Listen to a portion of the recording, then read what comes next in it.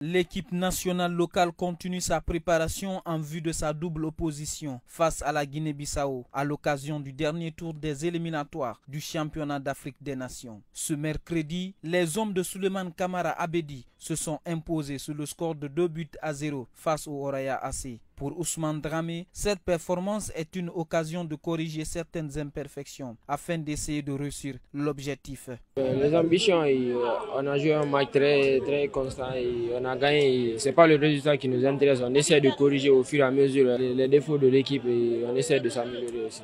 On veut être prêt pour affronter l'adversaire. Personnellement, on ne connaît pas l'adversaire, mais on essaie de se préparer en fonction de ça. Entre nous, ça va. Il y a un peu de joueurs qui sont touchés, mais ça va. On se prépare bien, ça va mieux. J'espère qu'on va se qualifier, on est là pour ça. Il y a beaucoup d'ambiance. Personnellement, ça va. On est prêt physiquement, on a un bon groupe et on a des entraîneurs qui nous poussent. Donc ça va aller, j'espère. Présent aux côtés de l'équipe, le président de la Fédération guinéenne de football a expliqué les raisons de sa visite lors de cette rencontre amicale au centre technique de Nongo. La visite s'inscrit dans le cadre purement de travail qui a été engagé au niveau de l'équipe nationale locale.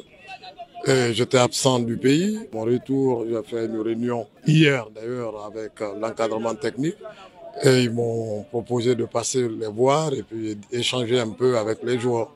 Et c'est ça qui m'a conduit à être là. Bouba Sampil garde beaucoup d'espoir en cette équipe et c'est pourquoi le gouvernement a mis les bouchées doubles afin de faciliter la préparation. Ainsi, 4 renforts de l'équipe nationale A viendront renforcer le staff technique.